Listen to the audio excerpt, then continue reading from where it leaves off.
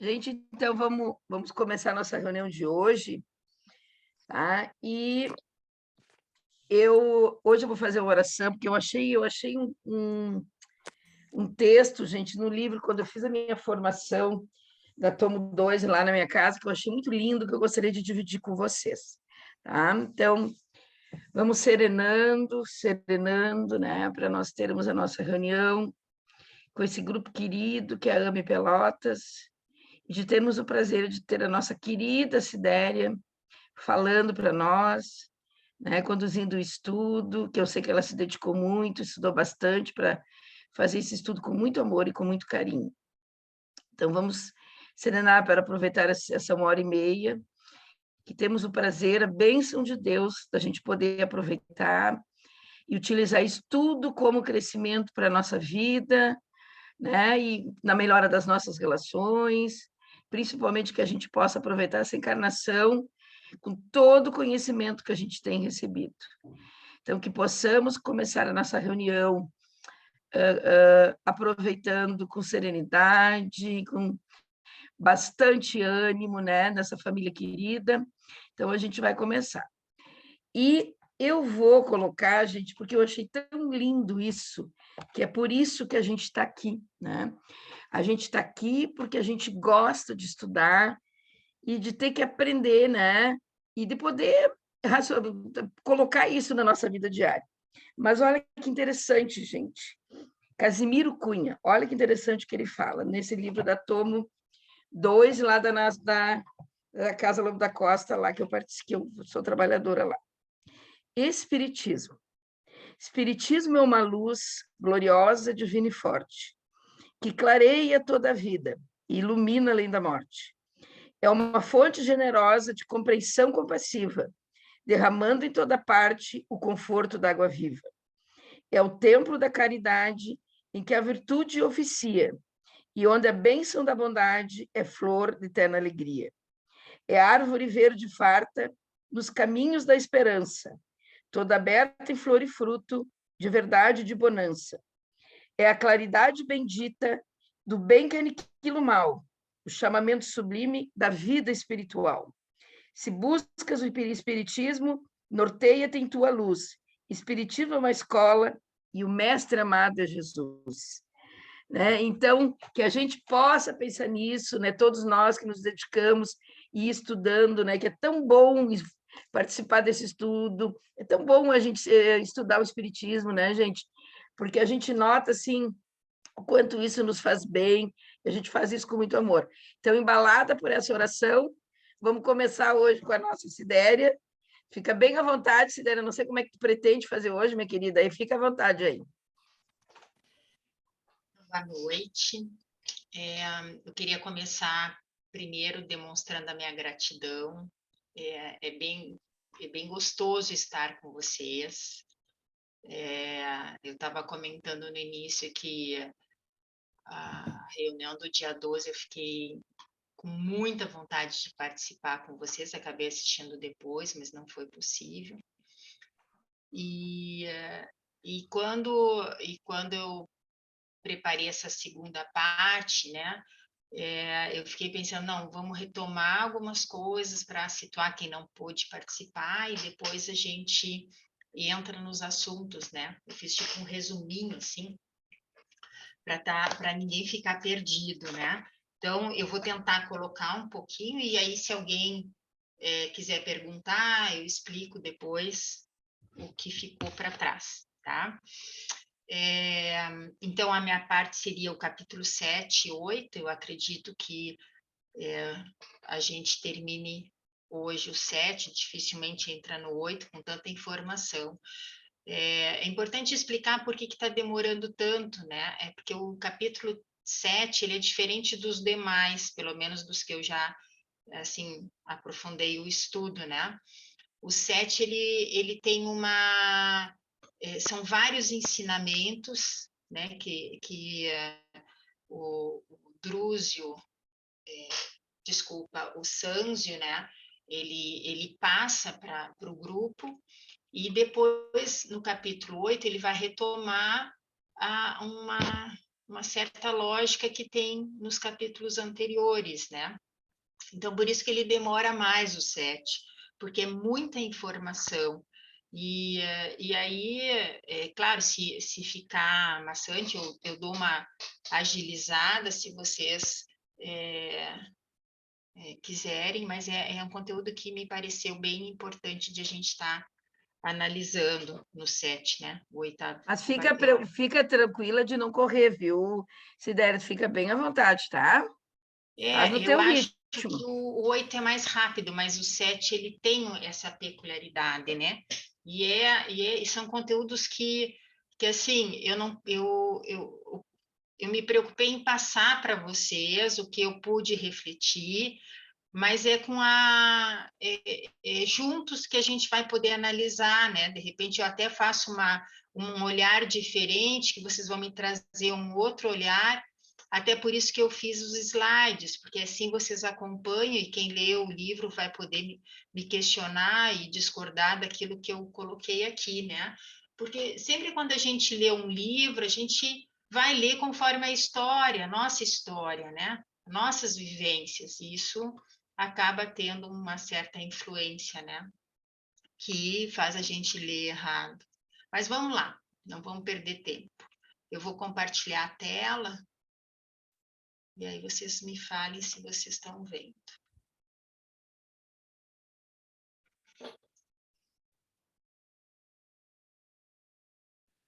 Olha que bonito. Estão vendo? Sim, né? Tá, então vamos lá. Então, aqui, ação e reação, estudo capítulo 7, eu botei desde o início, porque eu queria puxar essa parte aqui. Então, os personagens que vão ter no 7 e 8. Deixa eu só pegar aqui a caneta. André Luiz e o Hilário, o Druso, que é o instrutor e diretor da mansão da Paz, o Silas, que é o assistente da mansão, e Sânzio, que é o ministro da regeneração. Na primeira aula, eu expliquei bastante a questão de quem é o Sânzio, que é uma coisa bem bacana, mas eu não vou entrar agora em detalhes, né? Então, eu fiz um resuminho assim, ó. Eu separei o capítulo 7 em vários ensinamentos, tá? E cada ensinamento eu fui fazendo um tópico para a gente poder analisar junto. Então, o primeiro, que a gente já viu, é quando ele pede concentração e equilíbrio, né? Então, concentração e equilíbrio, que é quando o André Luiz se emociona com a vivência, com o que ele enxerga, com a energia do Sânzio, e o Sânzio manda ele se concentrar e prestar atenção e mostra que a gente pode se desequilibrar tanto por uma energia maior como uma baixa energia, né? O segundo ensinamento, ele vai falar sobre o karma, né? Sobre o karma. Eu não vou entrar nessa parte, que está bem explicada na aula anterior, aí se vocês quiserem retomar depois, a gente pode retomar no final, porque ela é mais extensa, tá? Aí a terceira, ele fala sobre a responsabilidade pelos atos. E aqui é onde a gente parou? Não, a gente foi mais um pouco. Não, a gente parou aqui. A responsabilidade, então eu botei assim, a responsabilidade está relacionada ao discernimento que temos. Quanto mais conhecimento das leis, a nossa responsabilidade. E aí ele fala dos bens materiais, eu achei interessante que é os materiais e intelectuais, né? Porque a gente também vem para essa existência com um desenvolvimento intelectual conforme aquilo que a gente precisa estar aprendendo. Então, ele diz que os bens materiais e intelectuais que estão ao nosso alcance não nos pertencem, mas são recursos para nos auxiliar a desenvolver nosso conhecimento e nossas virtudes, ou seja, desenvolver o amor e sabedoria. Então, aqui é que nós ficamos no final, e eu gostaria de salientar, né, que tudo que a gente vem para fazer é para que a gente possa desenvolver os valores dentro da gente, para a gente desenvolver em nós o verdadeiro amor, né, e a sabedoria. Então, tudo, se a gente fosse fazer um resumo, tudo está conectado, e se temos o objetivo de nos lapidarmos a cada encarnação, estaríamos sempre no meio propício. Isso a gente tem que ter bem claro, que sempre a gente está no momento certo, no local certo para o nosso desenvolvimento, certo? Então, até aqui é onde a gente foi no último dia. Aí ele diz assim, ó, deixa eu pegar o livro. No livro, o meu livro é esse aqui, eu não sei se o de vocês é o mesmo, na página 94, ele coloca ainda dentro desse item, né, da responsabilidade, ele bota assim, que cada alma cria na própria consciência os créditos e os débitos que lhe atrairão inelutavelmente as alegrias e as dores, as facilidades e os obstáculos do caminho. Quanto mais amplitude em nossos conhecimentos, mais responsabilidade em nossas ações, pelos nossos pensamentos, palavras e atos, que nos fluem invariáveis do coração. Gastamos e transformamos constantemente as energias do Senhor em nossa viagem evolutiva, nos setores da experiência e do quilate de nossas intenções e aplicações, nos sentimentos e práticas da marcha. A vida organiza em nós mesmos a nossa conta agradável ou desagradável ante as leis do destino. Isso está na página 94. Tanto aqui, vocês veem que tem palavras que estão em negrito e sublinhadas, são palavras que eu acho que são chaves dentro para a gente estar pensando. Então, uma das coisas aqui que eu gostaria de salientar é a questão do pensamento, da palavra e do ato.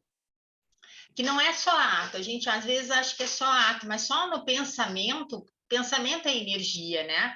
E isso vai trazer uma consequência no quanto a gente vai estar usando a energia que a gente tem, que a gente vem para cá, e gastando ou transformando, dependendo do que a gente carrega o pensamento.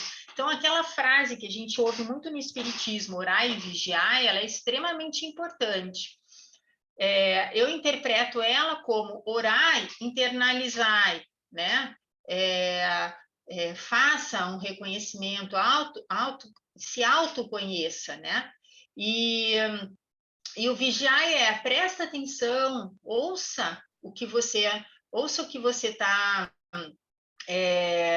fazendo, o que está passando no seu pensamento, lapide isso, transforme isso em algo produtivo para você. Né? Então, a responsabilidade, ela vai se desenvolvendo dentro daquilo que a gente vai aprendendo e dentro das ações. Né? E tudo é muito relativo. A gente sempre pensa assim, mas os créditos, o débito, a gente tende sempre a botar para um extremo, né? E como a gente já viu na questão do karma, tudo é muito relativo conforme o aprendizado que a gente vai tendo, né? Que mais, assim?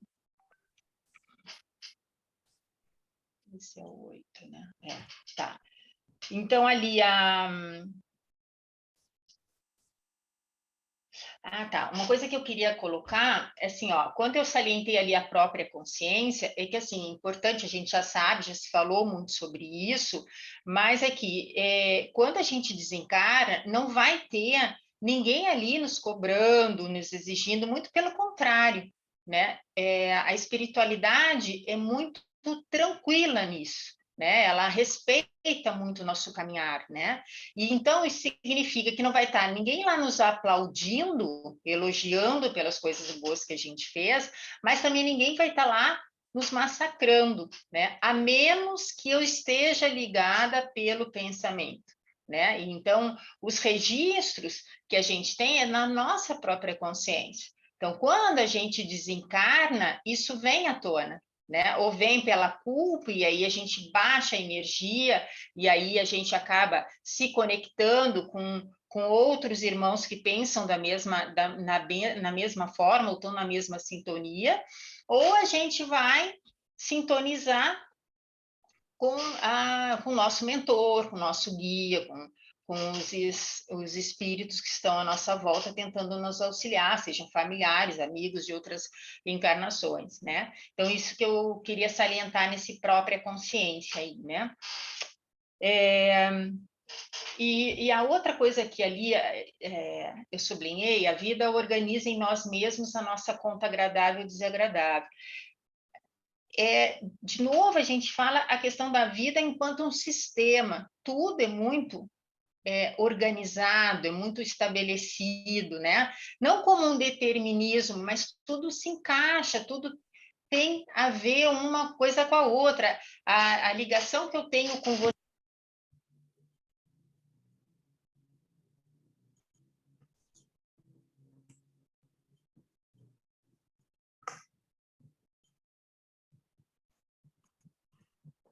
Sidéria, o som acho que tá, não estou ouvindo.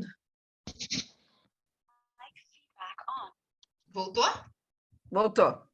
Ah, tá. Desculpa. Tá, então eu estava falando da vida que se organiza como um sistema, né? Ou seja, falando de outra maneira, o que a gente planta, a gente colhe, né? E isso é tudo na natureza.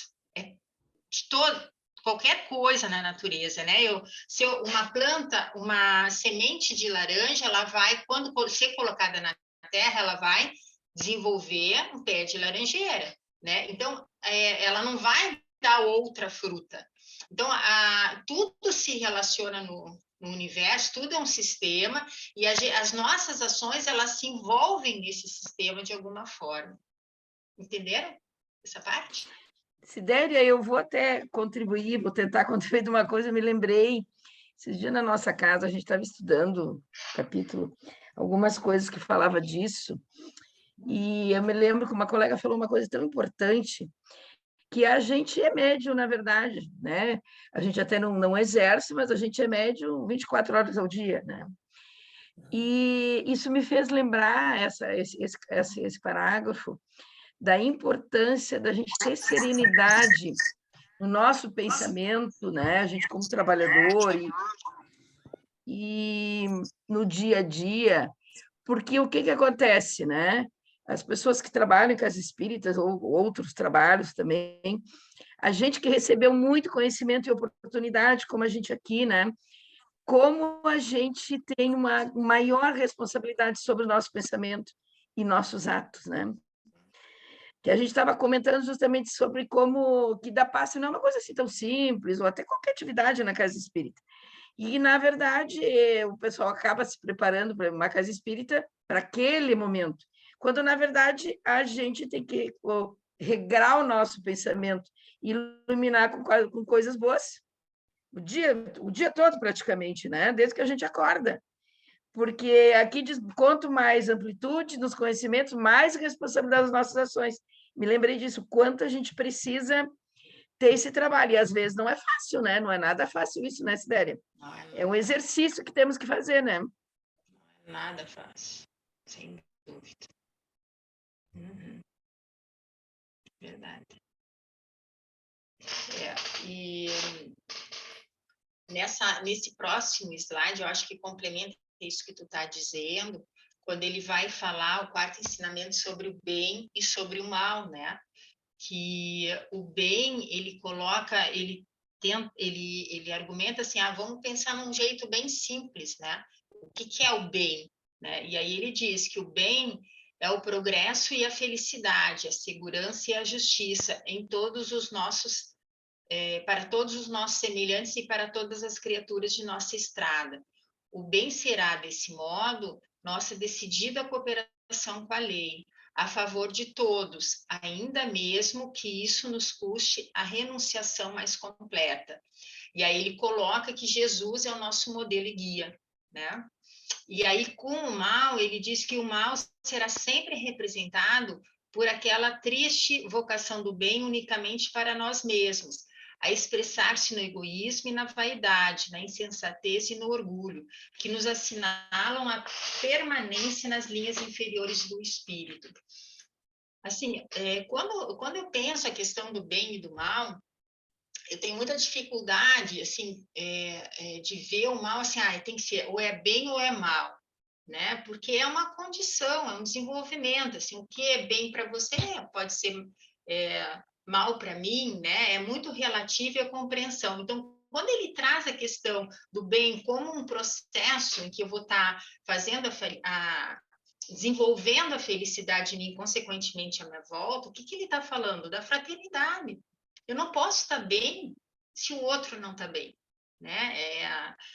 Existe lá na África um termo que se chama Ubuntu, né? Ubuntu é eu sou porque nós somos, né? Então, trabalhado entre as pessoas lá na África essa noção de que eu só vou estar bem se todos estão bem, né? Então, que a gente tem que trabalhar a coletividade, né? Que é isso que ele coloca em relação ao bem, né? Jesus viveu em função de ajudar as pessoas, Jesus viveu em função de auxiliar o progresso. Imagina a paciência que ele tinha para lidar com a nossa dificuldade de crescimento, né? Então, e ele veio, nos mostrou, nos deu o caminho, deixou coisas para a gente poder hoje ainda estar analisando e ainda tentar entender que a gente não consegue compreender, né? Então, o bem, quando é pensado de forma coletiva, né? E o quanto isso é relativo. Esses dias eu escutei um conto, um conto chinês que quando eu estava estudando isso me veio muito ele, né, em relação ao que é o bem e o mal, o quanto isso a gente acha que compreende, mas o quanto ainda a gente não compreende. O conto é mais ou menos assim, não sei se vocês conhecem, o nome é Onde Ir Depois da Morte. Vocês já ouviram falar desse conto, não? Não? Não. Não? O conto é mais ou menos assim: era um mestre, né, que era muito idoso, muito velhinho, um ancião, mas que tinha uma sabedoria, uma bondade gigantesca, né? E um dia ele estava sentado e veio conversar com ele um jovem. E o jovem disse para ele assim: mestre, o senhor está muito velhinho, né? Daqui um tempo você vai morrer, né? Você vai desencarnar, né? Você já está perto da morte, né? E o mestre disse, sim, esse é o movimento da vida, né? É natural que isso aconteça. E aí o jovem disse, pois é, e o senhor vai, quando o senhor desencarnar, o senhor vai para o céu, né? E o mestre olha para ele e disse: não, por que eu vou para o céu? Não vou para o céu, eu vou para o inferno. E aí o jovem ficou indignado, né? Ficou assim, apavorado. Como assim? Ficou pensando, mas se o mestre, que é tão bondoso, que é tão generoso, que é tão sábio, vai para o inferno, o que vai sobrar para nós? Para onde nós vamos, né? Se ele for para o inferno. E aí ele perguntou para o mestre: mas, mestre, o senhor que é tão bom, que é tão generoso, que faz tanto por todo mundo, se o senhor for para o inferno, para onde que a gente vai? Né? E aí o mestre disse para ele: mas se eu não for para o inferno, quem vai tirar vocês de lá? E aí, nesse conto, ele vai analisar exatamente essa nossa condição, né? O nosso orgulho, a nossa vaidade, né? E vai provocar um questionamento do que é que a gente está fazendo nessa existência para modificar a nossa vida, né? O que a gente vem fazendo para realmente nos lapidar e para desenvolver em nós isso que ele fala aqui sobre o bem, né? Nós fazemos caridade, nós vamos na casa espírita, nós desenvolvemos no nosso trabalho a bondade mesmo, ou a gente busca um reconhecimento para quando a gente desencarnar, a gente ir para um lugar melhor, né? Porque a gente não acredita em céu, em inferno, né? Mas a gente sabe, mas a gente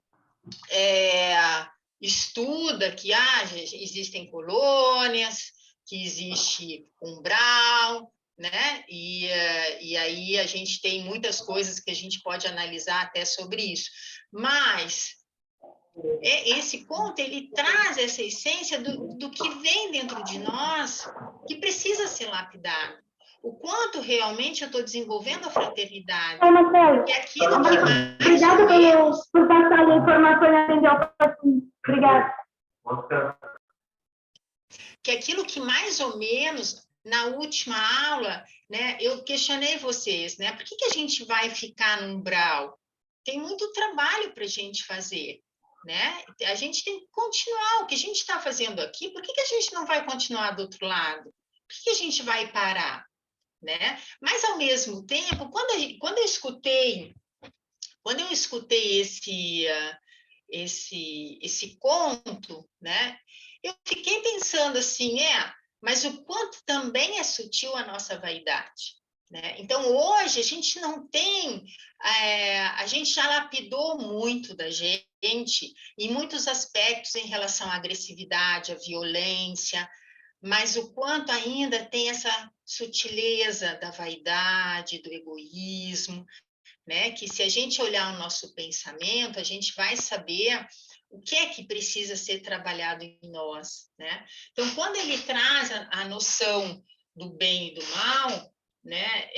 Eu vejo que são as duas coisas que a gente carrega, né? Dentro da gente. E que a questão não é só uma definição de bem e mal, mas que a gente possa, através dessa definição, enxergar em que fase do desenvolvimento ou da nossa transformação espiritual a gente se encontra. O que a gente precisa fazer para lapidar, né? Para poder trabalhar em nós as angústias, os medos, né? A raiva que a gente carrega. Certo? Alguma Sidéria, pergunta? eu me lembrei também a questão que tu falasse muito da questão do pensamento. No Evangelho segundo o Espiritismo tem, eu não me lembro exatamente o capítulo, tá? Mas eu lembro que ele diz bem claro assim, que o simples pensar no mal, o pensamento no mal, porque muitas das vezes a gente tem aquela ideia, não, mas eu não faço mal para ninguém, eu não prejudico ninguém, eu não estou, né, na verdade, fazendo mal para ninguém. Mas a simples pensamento de alguma coisa, pessoa do mal, uma coisa que possa provocar o mal, já está fazendo mal. E coloca bem claro de que a gente precisa extirpar esse mal dentro de nós. E isso me fez refletir muito também, porque muitas das vezes a gente nem se dá conta, algum pensamento ruim que a gente tem, e tu acha que aquilo não é o mal, né?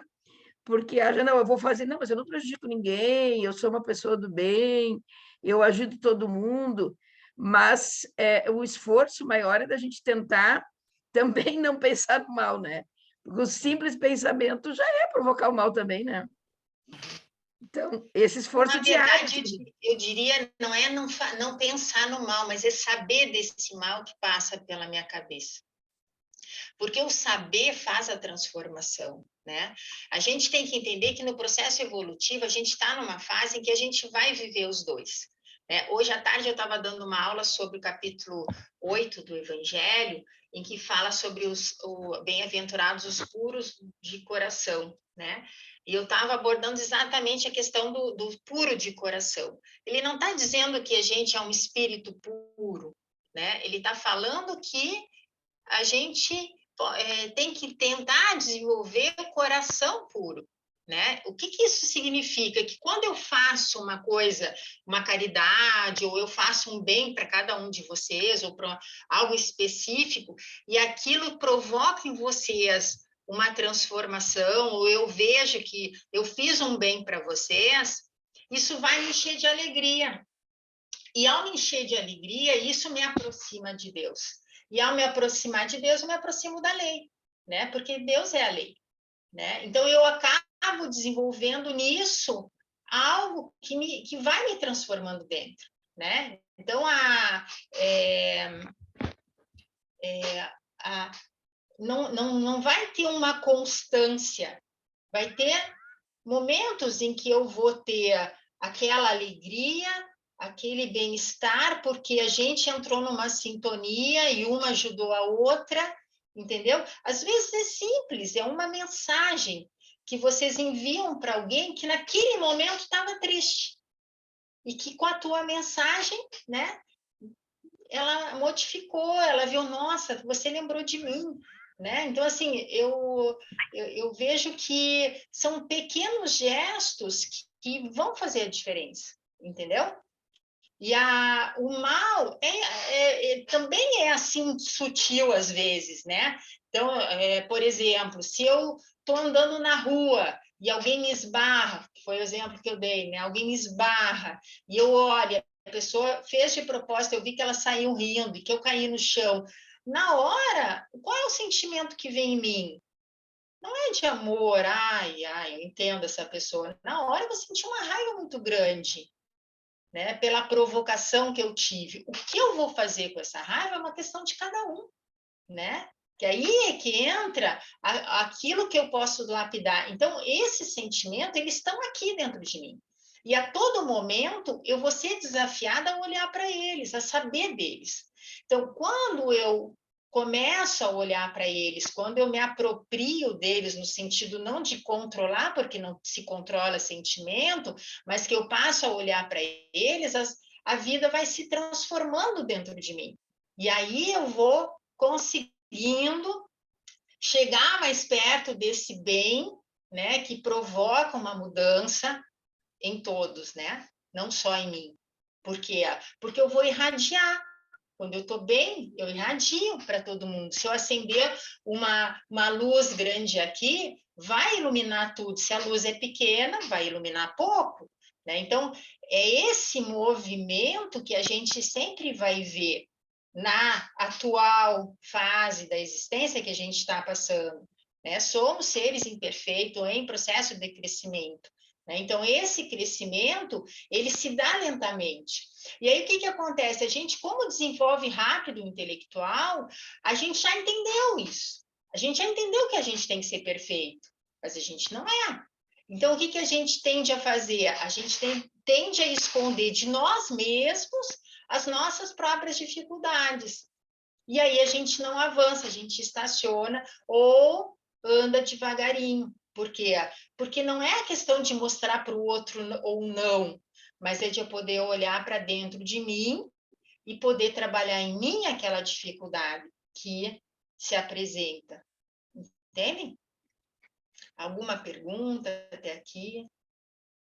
Alguém discorda de alguma Posso coisa? contribuir, gente? Posso contribuir, se der? Pode. Oi, Sérgio. Bem, eu entrei um pouquinho depois aí, vocês já tinham começado e eu consegui entrar.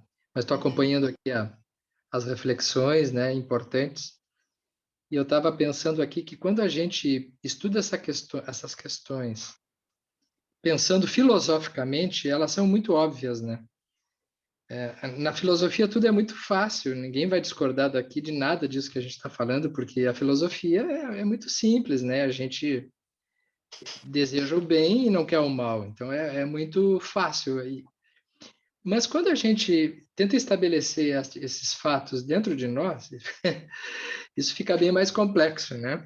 Eu estava lembrando disso assim, na medida assim, de que uma pessoa que tem um processo mental, existem algumas doenças mentais, problemas emocionais, que a pessoa não consegue se livrar dos pensamentos. Por exemplo, o transtorno obsessivo-compulsivo, o Tourette, né? A pessoa, ela se vê mentalizando coisas muito pesadas, coisas muito negativas. E ela sofre com isso, mas ela não consegue evitar. Então, quando toca da realidade interna, essas questões filosóficas, elas deixam de ser tão óbvias assim, né? Porque elas caem no campo da realidade psíquica, que é a única que a gente tem. A realidade psíquica nossa é a realidade que na qual a gente se existe, né? E eu acho que nesse aspecto, desse tema mais amplo, assim, do bem e do mal, que ele está abordando aqui, ele está se referindo muito ao narcisismo, né? Patológico, da vaidade, da exacerbação da personalidade, quando no desenvolvimento a pessoa ela não consegue estabelecer vínculos além de si mesmo, e ela vai circunscrevendo a sua vida apenas em torno de si. E isso se apresenta na vida, às vezes, sobre muitos disfarces. Tem pessoas que são aparentemente muito generosas, mas são extremamente egoístas.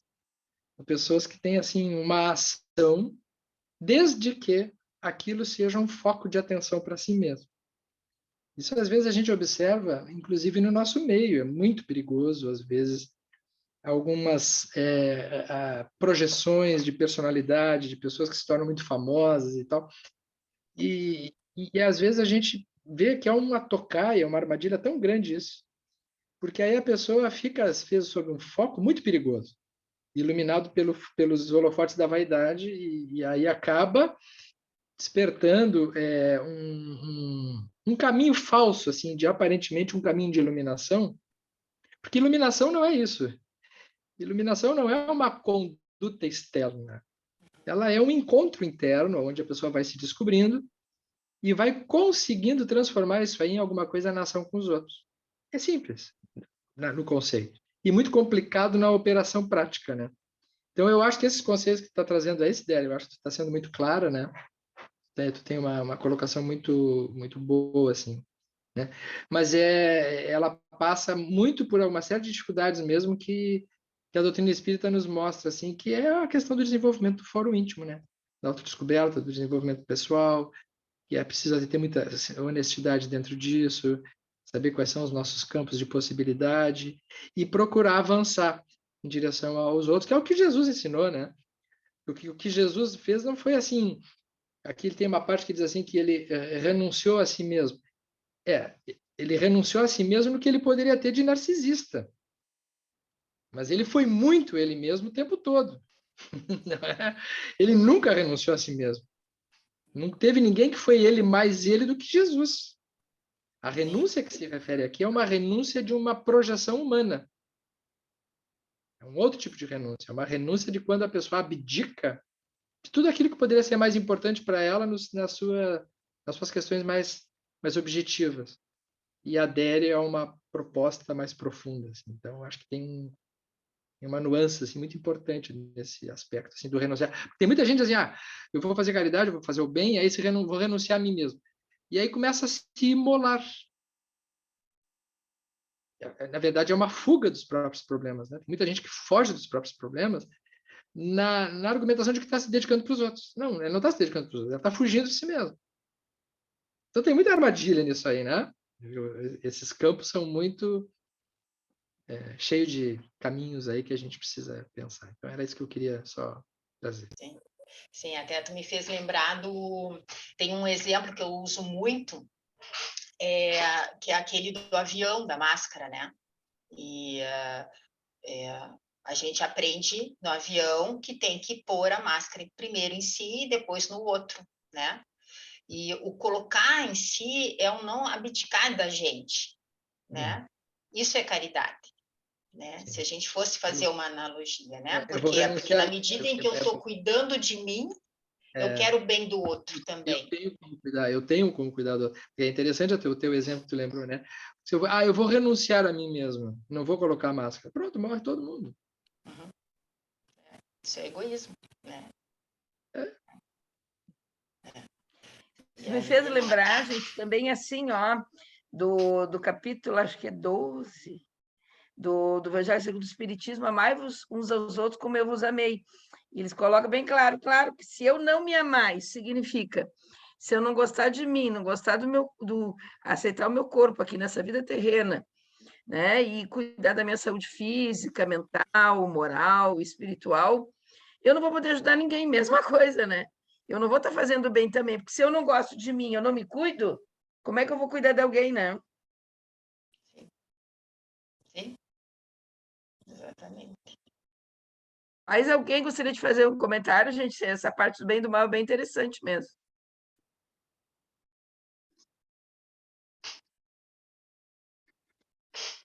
Então, vamos em frente. Próximo ensinamento é dos sinais kármicos. É interessante, eu coloquei um trecho do livro, está na página 95, que ele vai falar dos sinais kármicos, né?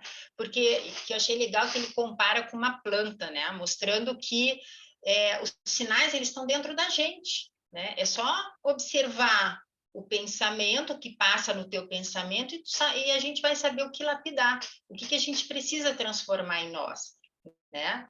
Então, achei legal essa parte que ele coloca, né? Ele diz assim, apesar da impropriedade, comparemos a esfera humana ao reino vegetal. Cada planta produz produz na época própria, segundo a espécie a que se ajusta. E cada alma estabelece para si mesma as circunstâncias felizes ou infelizes em que se encontra, conforme as ações que pratica, por meio dos seus sentimentos e ideias, decisões e atos na peregrinação evolutiva. A planta de começo, já encerrada no embrião, e o destino ao princípio de cada nova existência, está guardado na mente. Com o tempo, a planta germina, desenvolve-se, floresce e frutifica. E também com o tempo, a alma desabrocha ao sol da eternidade, cresce em conhecimento e virtude, floresce em beleza e entendimento, e frutifica em amor e sabedoria. Então, tudo tem o seu tempo para germinar, e nós também, né?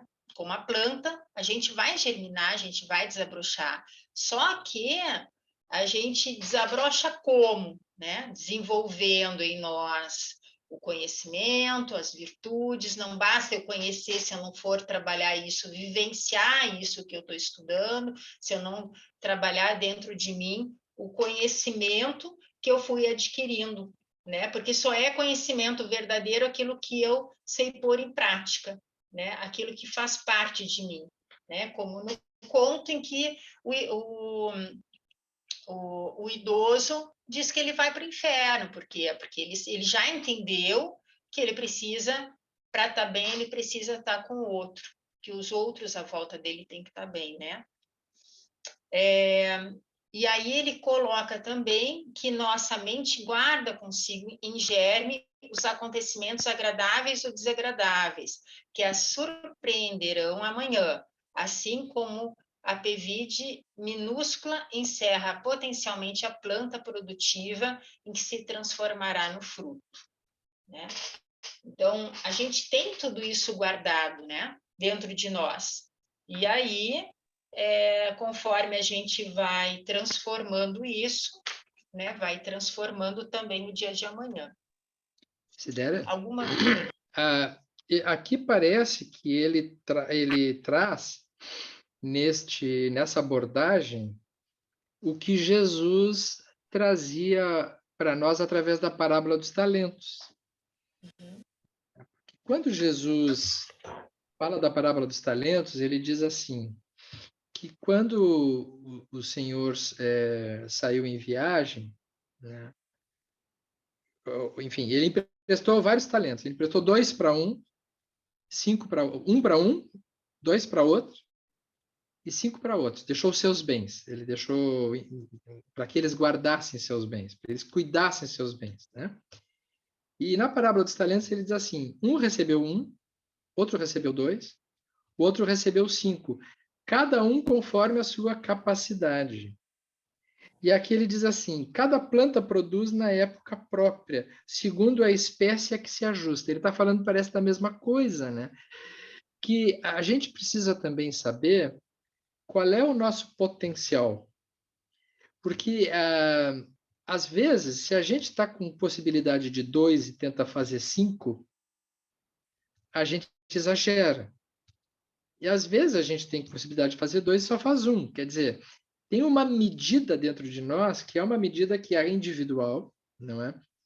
E que varia também em cada momento da vida que a gente está. Tem momentos que a gente tem 2, tem momentos que a gente tem 1, tem momentos que a gente tem 5. O complicado é a gente saber qual é o potencial de multiplicação, porque na parábola dos talentos ele nos ensina que o segredo é multiplicar na proporção. O que tinha 2 trouxe 4, o que tinha 5 trouxe 10, e o que trouxe 1 enterrou na areia e devolveu aquele 1. Então, quando ele aplaude o que multiplicou o 2 para 4 e do 5 para 10, ele está dizendo assim que existe uma tarefa nossa que é a gente trabalhar interiormente para multiplicar potenciais, né? E aqui, nessa parte do texto, ele dá essa ideia também, né? De que nós temos uma caminhada que está guardada lá desde o embrião, né? E esse embrião pode ser um embrião biológico, mas pode ser um embrião de potenciais também, de sementes, de potenciais nossos que estão guardados e que precisam ser multiplicados. Então, esta mensagem aqui parece que passa também por este ensinamento que Jesus já trazia através das parábolas dele. Me lembrei da parábola dos talentos. Está correto, né? Na parábola dos talentos, ele não manda, né? Ele dá os talentos, mas ele não diz o que tem que fazer, né?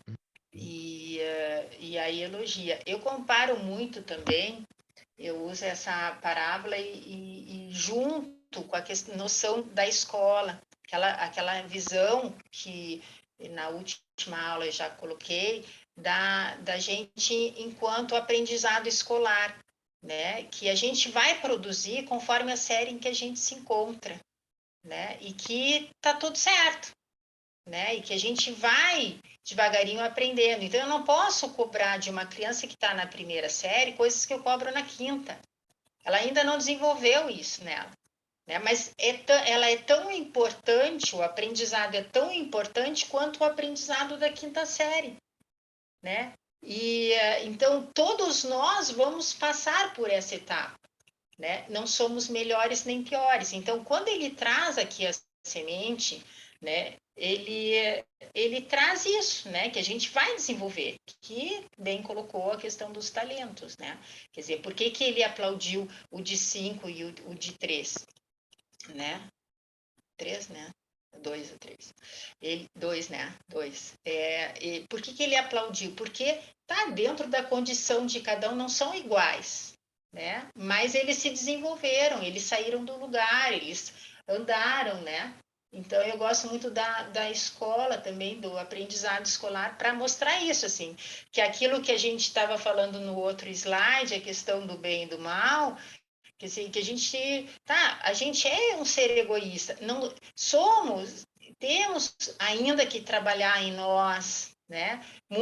Muitas coisas em relação ao apego que a gente tem por muitas coisas, né? Às vezes é por um título, né? Às vezes é por um lugar, às vezes é por uma pessoa. Precisamos trabalhar, às vezes é por um pensamento, né? Em que a gente precisa, já não somos aquele tão narcísico a ponto de não pensar nada no outro. Tá, mas a gente ainda tem coisas a trabalhar na gente, né? Então, eu relaciono muito da escola por isso, né? Porque eu acho que é uma forma de a gente ver que não estamos no caminho errado, estamos aprendendo, estamos desenvolvendo em nós. Então, quando ele fala sinais kármicos, assim, o que eu acho mais importante de a gente entender, assim, que eles estão dentro de nós. A gente não precisa que alguém de fora venha nos dizer. A gente, olhando para o nosso pensamento, olhando para as nossas atitudes, olhando para o nosso crescimento, né? A criança que eu fui lá atrás, né, me diz muito do meu desenvolvimento, né? Tanto do quanto eu já cresci, né, em termos de compreensão de vida, quanto o que eu já lapidei e o quanto eu ainda preciso lapidar. Que coisas eu carrego dessa criança, né? Hoje as pessoas gostam muito de usar a criança interior, né? O que a minha criança interior está nos dizendo, né? Quer dizer, o que a gente precisa olhar para dentro? Que é o autoconhecimento. Eu não vejo, assim, eu sou bem psicóloga mesmo, né? Eu não vejo outra possibilidade de a gente se conhecer sem fazer uma análise, né? Eu não abro mão da minha análise, porque eu acho que é um crescimento gigantesco, né? Como eu também não abro a mão do meu trabalho no Centro Espírita, que eu acho que é outra forma de autoconhecimento, né? Então, a gente tem que buscar esse conhecimento, esse autoconhecimento, né? Através das relações, que é o que a gente, aqui no nosso estudo, está fazendo, né? Que esses dias até eu estava comentando aqui com umas amigas aqui de Cascavel, né? Que é incrível como, assim, a gente precisa de um grupo, a gente precisa estar junto para que a gente possa estar crescendo, né? E eu vivo elogiando o grupo de vocês, porque eu gosto muito de estudar com vocês, né? Porque é uma troca, né? É uma troca e é um acolhimento. O que eu acho muito interessante no grupo de vocês é isso, é que vocês têm o estudo, todo mundo estuda e todo mundo acolhe todo mundo, né? E é isso que traz o crescimento, né? Mais alguma coisa? Mas assim, se der essa questão da gente ver junto, eu acho tão legal isso. Tu sabes que eu já tinha lido esse livro, eu já tinha lido esse livro, não cheguei a ler até o fim, mas até uma parte. E tem coisas assim que eu nem me dei conta, porque a gente lê de uma maneira. Então, estudar um livro desse, realmente tu não tem como estudar sozinho, né?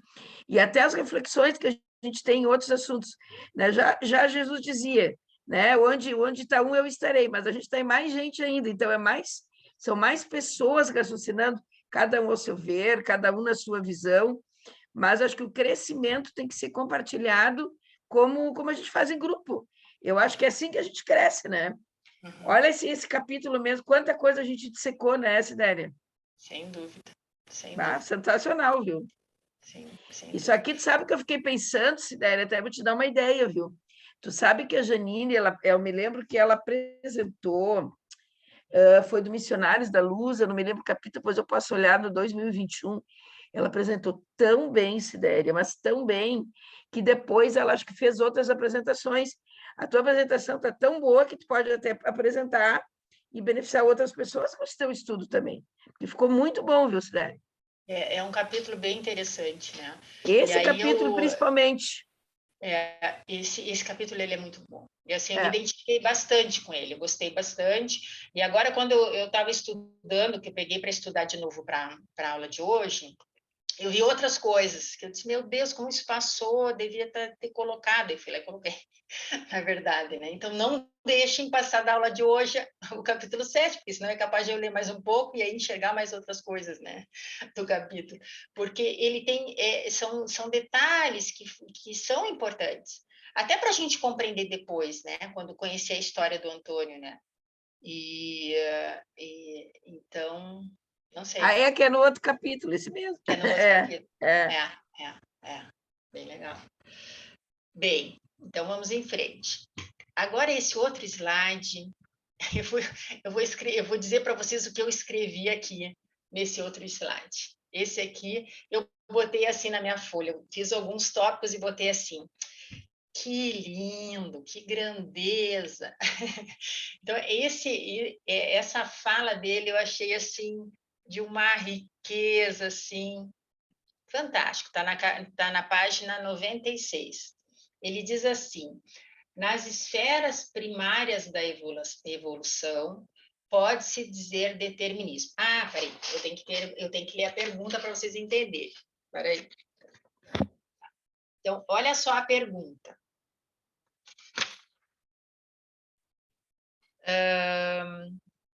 Então, ele está falando, vamos voltar lá. Ele está falando. Peraí, deixa eu voltar aqui. Ele está falando sobre sinais kármicos, tá? E aí ele fala aqui a questão do desabrochar, né? A questão, ele relaciona com a planta, né? Aí o Hilário, ele pergunta, não teremos nesse postulado a consagração do determinismo de ordem absoluta? Se trazemos hoje no campo mental tudo aquilo que nos sucederá amanhã, e aí eu achei belíssima a resposta, né? Ele diz assim: nas esferas primárias da evolução, pode-se dizer determinismo, tanto mineral quanto vegetal, seguem os princípios da natureza. Não é bem assim, eu fiz um resumo, tá, gente? Ele fala de outro jeito aqui, tá? E aí ele continua a fala. Agora sim eu copiei tal e qual. Na consciência humana, a razão e a vontade, o conhecimento e o discernimento entram em função nas forças do destino, conferindo ao espírito as responsabilidades naturais que deve possuir sobre si mesmo. Por isso, embora nos reconheçamos subordinados aos efeitos de nossas próprias ações, não podemos ignorar que o comportamento de cada um de nós, dentro desse determinismo relativo, decorre da nossa própria conduta. Pode significar liberação abreviada ou cativeiro maior, agravo ou melhoria em nossa condição de almas endividadas perante a lei. O que eu gostei aqui, né? Bah, gostei de tudo, mas assim, o que ele mostra para nós, assim, é que, assim, eu vejo no Espiritismo uma confusão muito grande em relação ao determinismo, né? A gente tende a trazer o determinismo como regra, né? E o que ele está dizendo aqui é que tudo é relativo, né? Nós vamos ver no capítulo seguinte, né, que a Alzira, que é a esposa do Antônio, ela se suicidou. E eles descrevem ela como alguém iluminada que vai ajudar. Oh, como assim? Não foi lá, né, para o Vale dos Suicidas? Não, ela não foi, né? Entende? Então, tudo é muito relativo e entram muitas variantes em cada situação, né? Então, quando ele traz aqui que é determinismo, porque sim, uma laranja vai dar uma laranja. Eu tenho que pôr na terra para que ela se desenvolva, né? Se eu botar em pedra, né, ela não vai desenvolver apropriadamente, a menos que tenha uma pessoa, né, um lavrador que cuide daquela planta, mesmo naquela terra, de um jeito apropriado, dando adubo, dando melhorias para que ela possa se desenvolver melhor, porque senão ela vai desenvolver, né? Mas, no nosso caso, tudo funciona pelas nossas ações, pelos nossos pensamentos. Então, a gente pode sim modificar. Nós não viemos para a Terra para sofrer, nós viemos para aprender, para nos desenvolver. Muitas vezes, escolhemos a dor porque não queremos ouvir o amor, né? Porque não queremos ouvir a razão, né? Então, quando a gente desenvolver em nós uma mudança de comportamento, as coisas se transformam. Ah, eu fiz algo muito errado no passado, por isso que eu estou sofrendo. Será? Será que não é dessa própria existência que isso está vindo? Né? Será que realmente é algo passado? Porque Deus não quer que a gente sofra, né? A vida não quer que a gente sofra. Né? A espiritualidade, ela se organiza para que a gente possa aprender. E os meios, lembra no início que eu falei, né? Que a gente vem para cá com os meios adequados, no meio adequado para a gente se desenvolver. A família certa, na hora certa, no ano certo. Por que a gente está numa época em que teve uma pandemia? Né? Por que a gente não morreu de Covid? Como tantas pessoas morreram? Então, tudo tem um significado, tem um aprendizado, tem, mas não pela via do determinismo, mas do desenvolvimento, né, que a gente precisa ter. Entende? Ficou clara essa parte?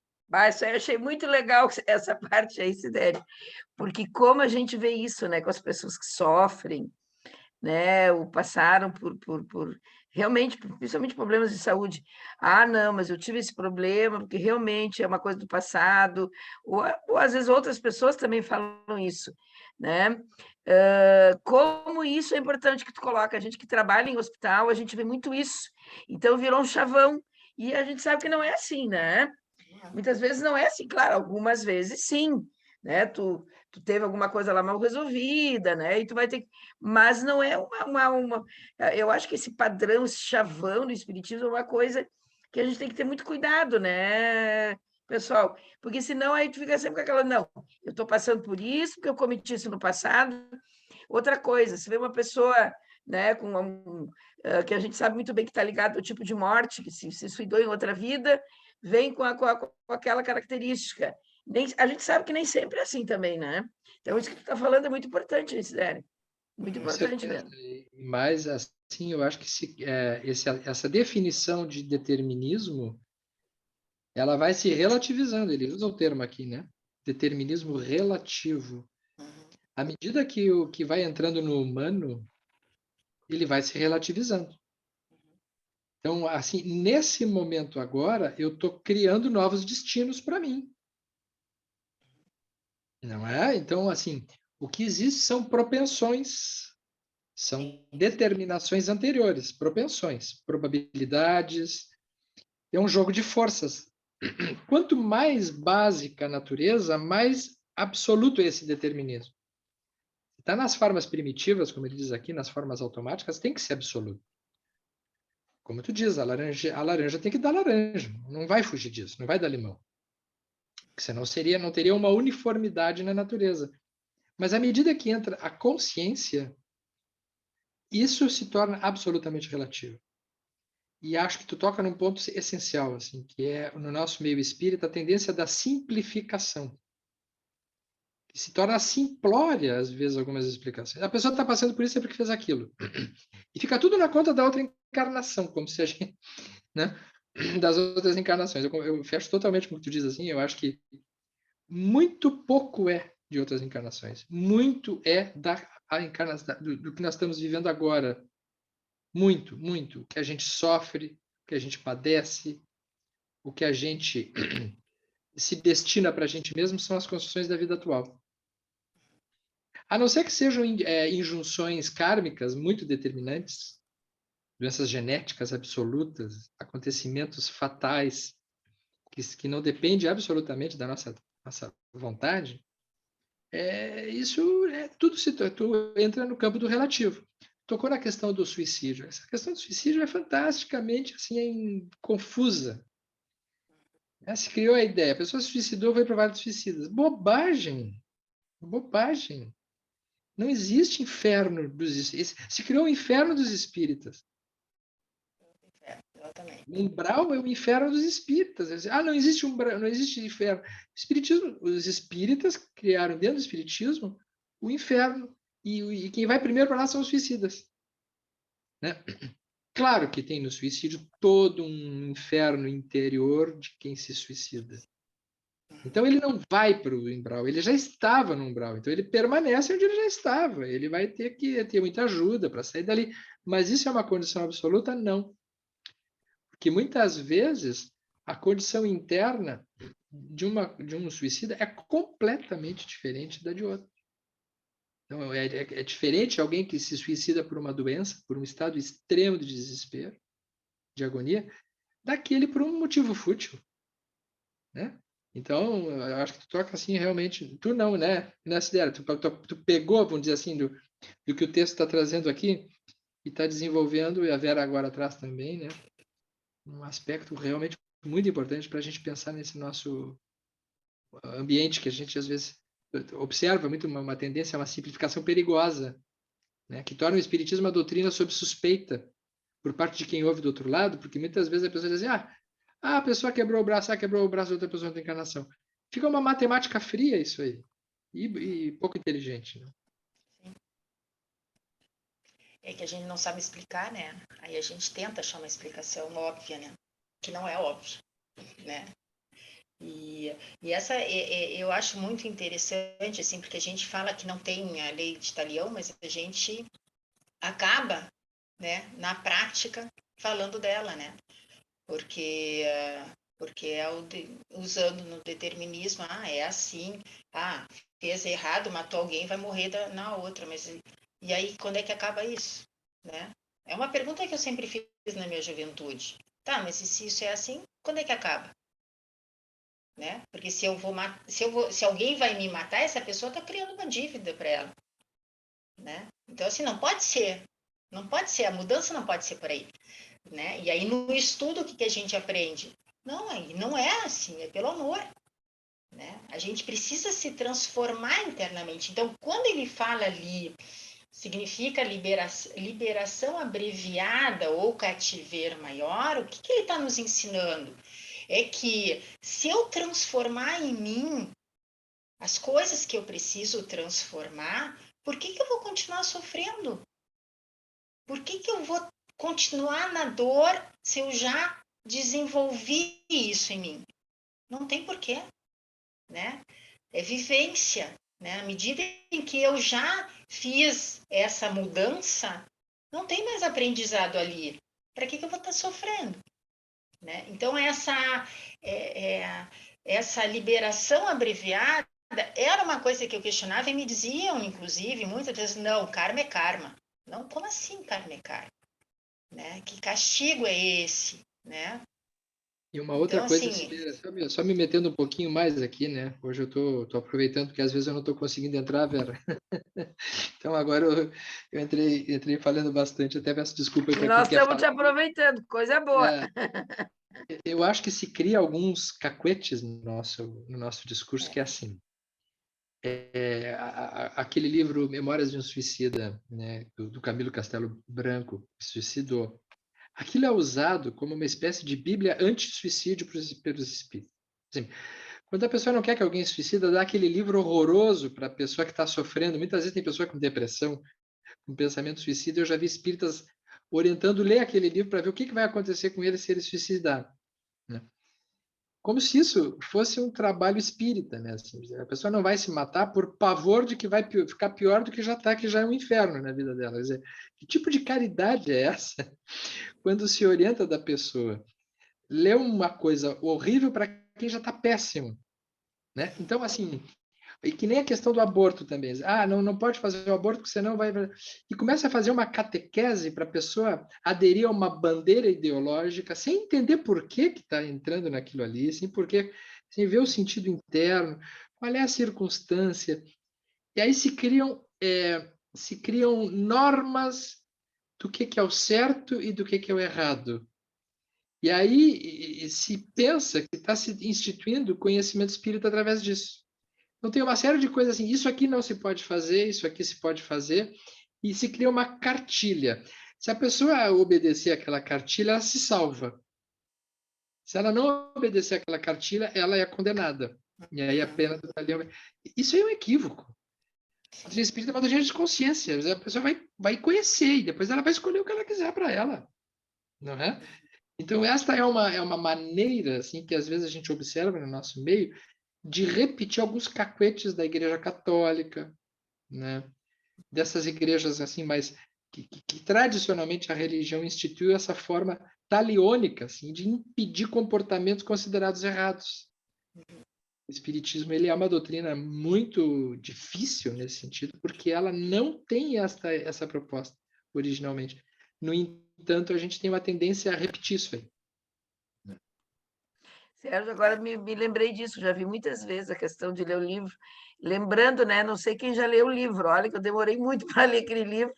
Primeiro, que o livro é pesado para burro, e eu não me lembro quantas páginas, é imenso aquele livro. Né? E a gente é imenso. Né? E eu acho que ele tem que ser lido para quem está muito bem, porque é um livro pesado para burro. Né? Então, são os equívocos mesmo, concordo contigo. E o pior é que a gente vê isso muito ainda no meio espírita também, né? Bem isso. e aí a gente se coloca como sabendo, eu sei o que é melhor para o outro, né?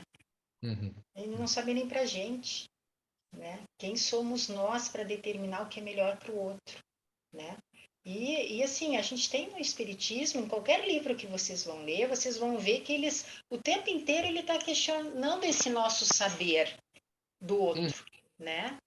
Ele está questionando o que a gente, que saber é esse que eu sei, né? E que eu sou, que lugar é esse que eu me coloco, né?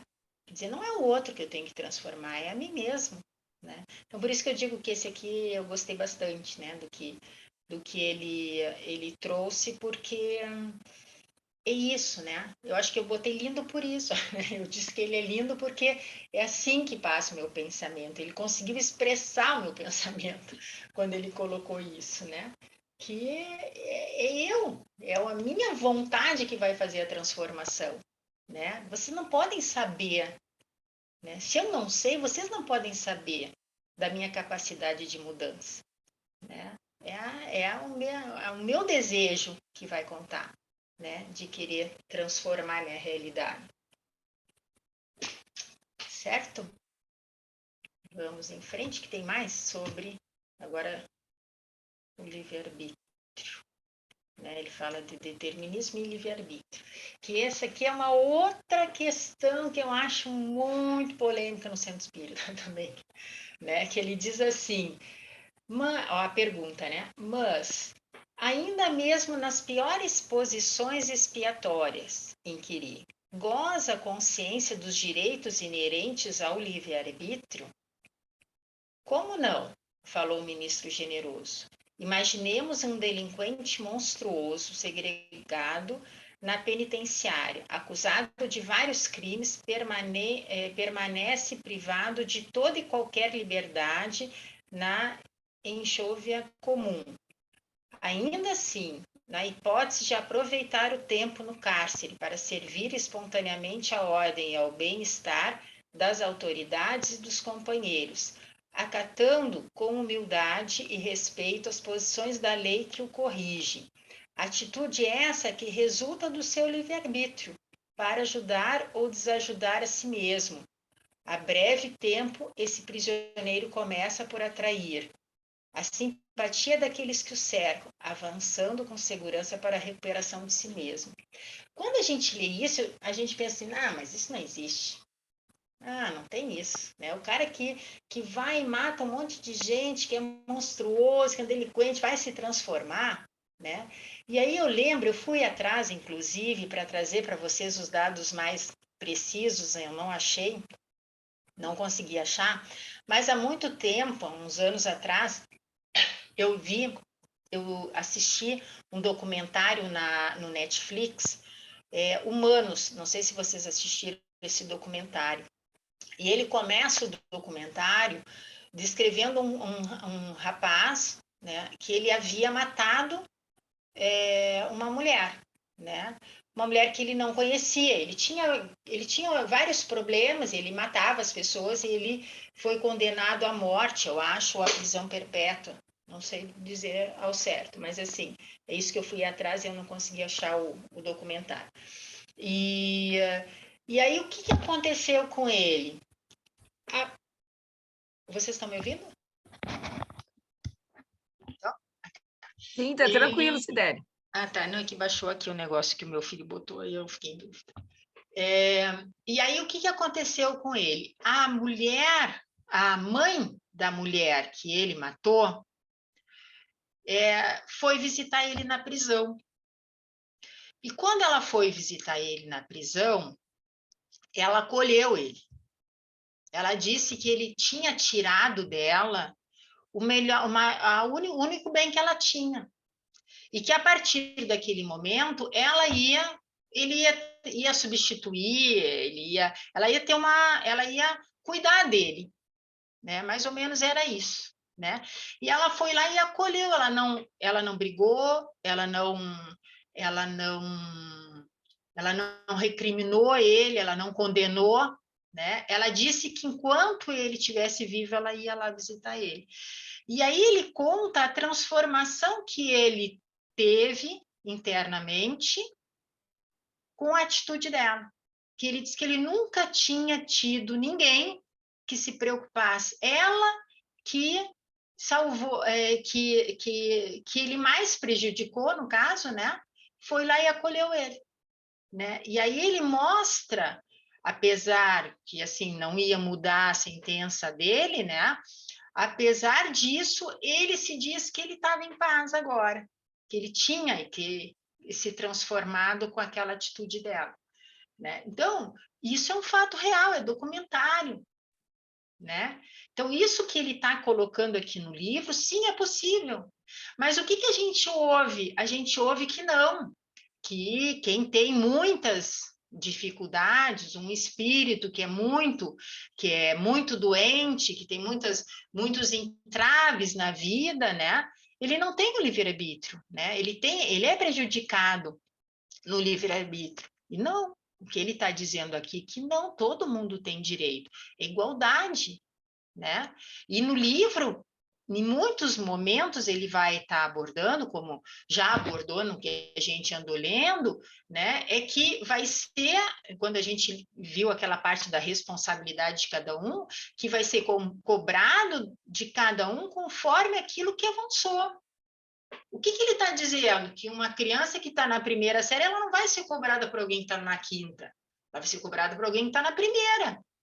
Mas ela, da mesma forma que a quinta vai ser cobrada, com aquilo que está na quinta, não que está no nono, né? Então, cada um conforme a sua caminhada. Mas todos estão com o mesmo direito. A criança que está na primeira série, ela tem o mesmo direito daquela que está na quinta.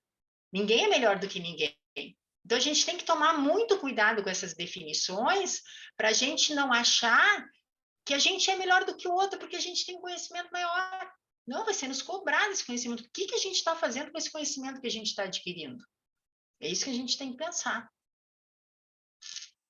Certo? Alguma coisa? Alguma colocação? Eu lembrei do Paulo de Tarso, né? Uhum.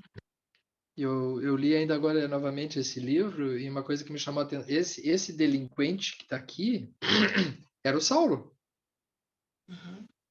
Ele apedrejou, ele perseguiu cristãos impiedosamente em cima de uma ideia de que ele estava cumprindo uma coisa correta, mas ele sabia que não era. Sabia que não era. Dentro dele ele sabia que não era, mas mesmo assim ele fez. E quando ele perdeu a noiva dele, porque o último que ele apedrejou era o irmão dela, o Gesiel, e aí ele se sentiu prejudicado no projeto de felicidade dele, que ele era um dos caras mais famosos da época do judaísmo, ele ficou com mais ódio ainda dos cristãos, e aí ele estabeleceu uma perseguição implacável para todos os líderes cristãos. Na pessoa do Ananias, que era aquele que havia convertido a noiva dele. E quando ele está na estrada de Damasco para matar também o Ananias, porque ele queria matar todo mundo. Ele é pior que esse delinquente monstruoso aqui. Porque ele é um cara que tem conhecimento.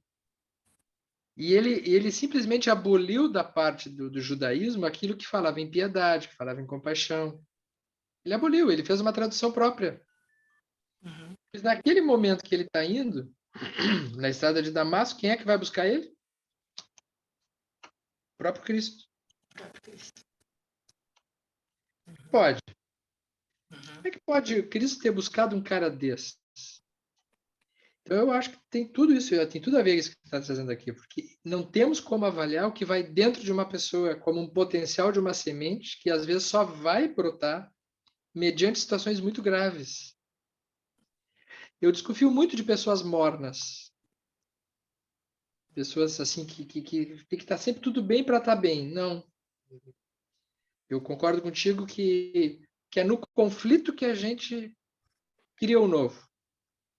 Que é na situação da crise, que é lá no momento grave da vida da gente, que surge o novo. Que quando tiver água morna, não muda, fica naquilo. Então, quando a gente vê uma situação dessas, quando ele pergunta, tá, mas nas piores posições expiatórias, não, é principalmente nas piores posições expiatórias que se verificam essas grandes transformações. Né? Porque a partir dali, o que acontece com Paulo? Com Saulo, né? Ele vai entrar num processo longo. Ele já queria, na semana seguinte, fazer palestra lá na sinagoga. Se deu mal. Precisou ir para o deserto, precisou virar tecelão, precisou... Teve uma encrenca lá, nem mais era reconhecido pelos outros. Né? Quem olhava ele lembrava ele de alguma coisa, nem sabia quem é, porque fisicamente ele já estava diferente. Aí é que ele foi ser aquele o Mas maior... tem uma coisa que tu fala nessa passagem, eu adoro esse livro, né?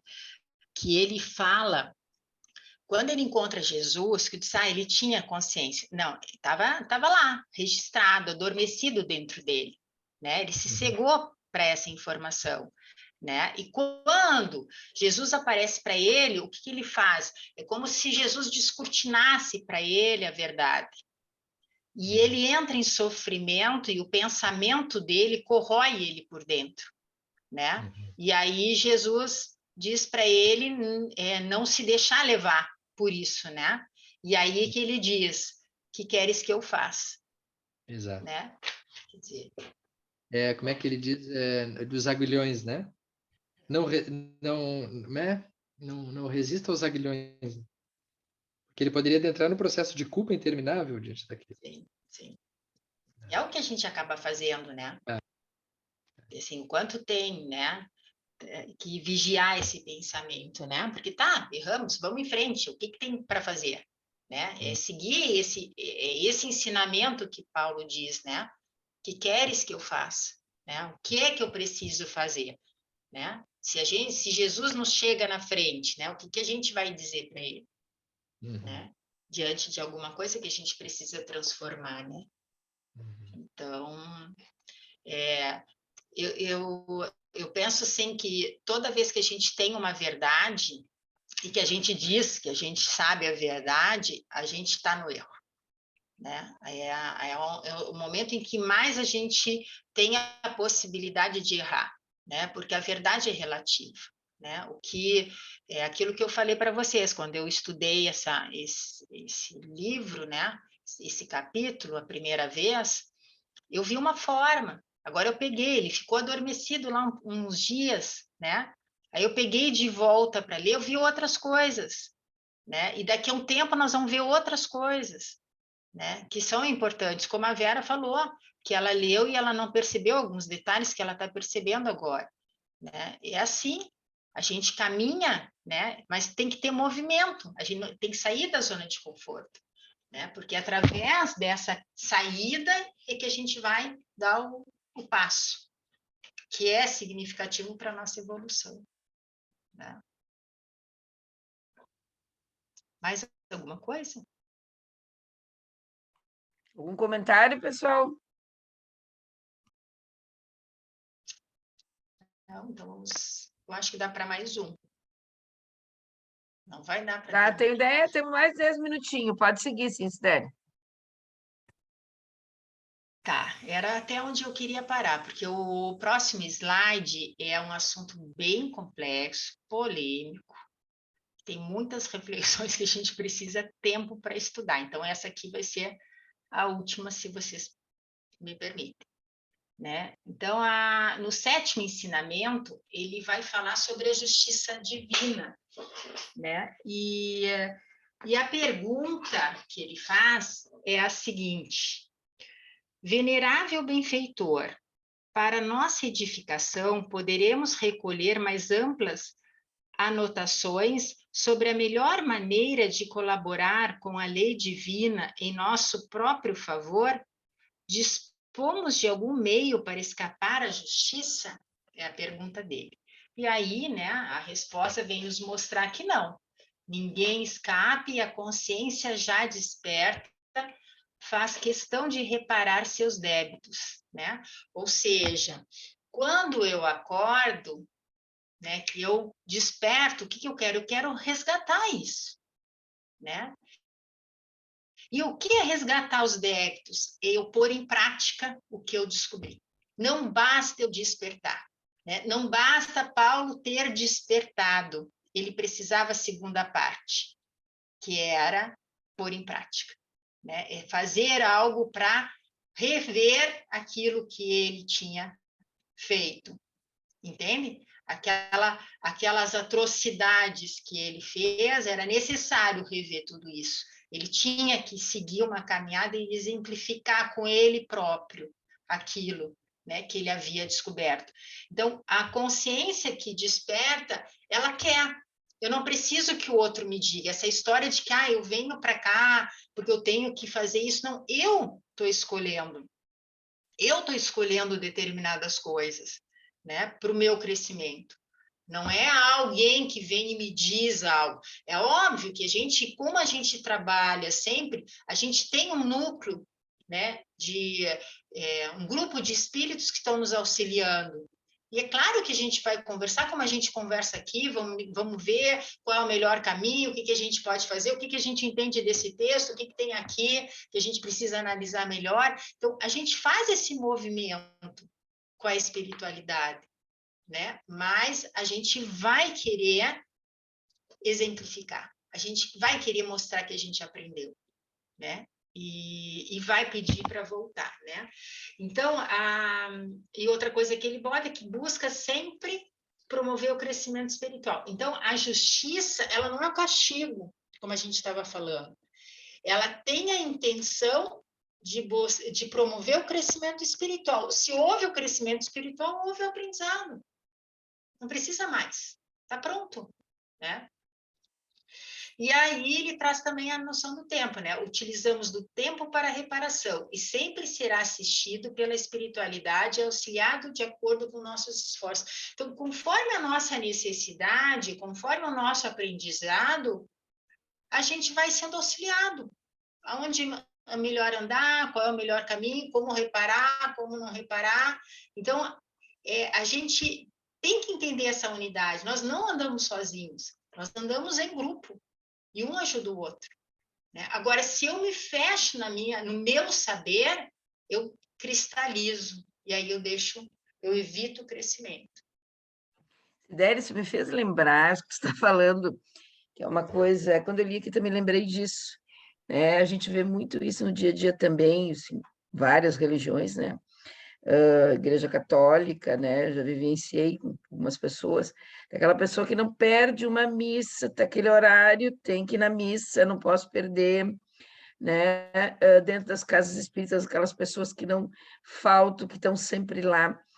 E quando tu vai, né?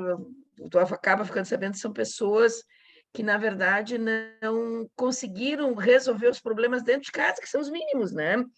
Que eu acho que o principal, porque a gente aqui está na Terra, a gente já tem essa família consanguínea que a gente veio para resolver, que não é escolha nossa. Então, o mais difícil, às vezes, o crescimento, as dificuldades vão surgir dentro da nossa família. E depois, claro, a outra família, o nosso trabalho e tudo. E muitas das vezes as pessoas não conseguem se dar conta disso, né? Então, tem vários conflitos familiares, né? E vão na igreja, vão ao centro espírita ou outras religiões, mas não conseguem resolver o mais difícil, que é dentro do seu núcleo familiar, né? Eu acho como é importante isso, né? Então, aquela ideia que se passa, né? E tu colocou consciência, já desperta. Eu tenho que, na verdade, reparar isso, eu tenho que efetivar de uma outra maneira progressiva, senão fica um repeteco isso tudo, né? Aí tu vai lá, tu reza, bom, eu já paguei meus pecados, né? Mas não consegue efetivar isso no dia a dia, né? E isso a gente vê muito também, né? Então, acho que é importante a gente repensar nisso também, porque muitas das vezes tu vê pessoas que não vão muito no centro espírita, o que não faz são pessoas que fazem, né, trabalhos também fora da casa espírita, atividades voluntárias que a gente fica sabendo às vezes por acaso, né? Então, acho que isso é uma coisa importante também, né? Da gente repensar, né? Do nosso papel, que tu não precisa, na verdade, estar lá na linha de frente, tu pode fazer uma mínima coisa dentro da tua família, né? Ter mais paciência com tua mãe, com teu irmão, né? Depois do teu trabalho, né? Porque às vezes tu acha, não, eu tenho que fazer um trabalho voluntário grandioso. Não, são as coisas simples, as coisas do dia a dia, né? Sim, eu concordo contigo. Sabe que eu não abro mão da minha família. Isso eu não abro, né? Todo dia eu tenho um horário em que eu faço meditação, todo dia, de manhã e de noite, né? Mas se eu tenho alguma atividade com a família, esse horário não vai ser respeitado, né? Eu mentalizo em alguns momentos, quando começa o horário, mas eu vou ficar com a família. Porque eu acredito nisso, nós viemos com uma responsabilidade dentro da nossa família, né? Que a gente não pode abdicar. Não é porque eu tenho que orientar minha família, é porque eu preciso aprender com a minha família. É através dela que eu vou me lapidar, né? eu preciso estar em relação com o outro. Né? Isso é fundamental o que tu está dizendo. Né? Fundamental. É assim que a gente cresce. Eu queria dar, antes da gente terminar, uma tarefa para casa, para vocês. Na página 98, né, que é o próximo conteúdo, o próximo 8º ensinamento, ele vai estar falando de algo chamado circunstância reflexa.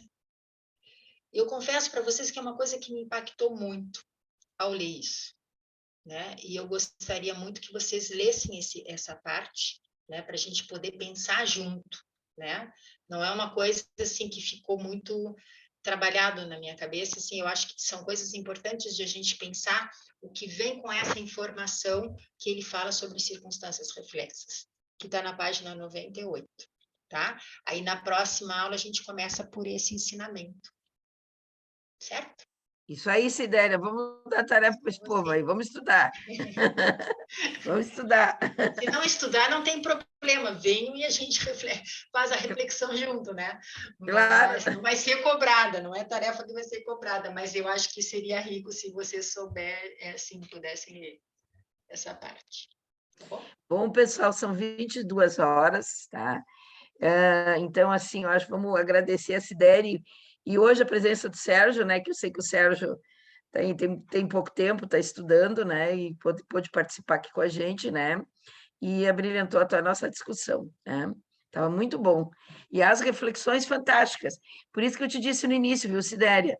Não te preocupa com o tempo, porque esse capítulo aqui, eu acho que, olha, é um dos mais importantes do livro, né? E são reflexões importantes para a nossa vida diária, né? Então, o importante não é a gente tocar ficha e ser rápido, Sidéria, é a gente refletir. É isso que a gente está fazendo.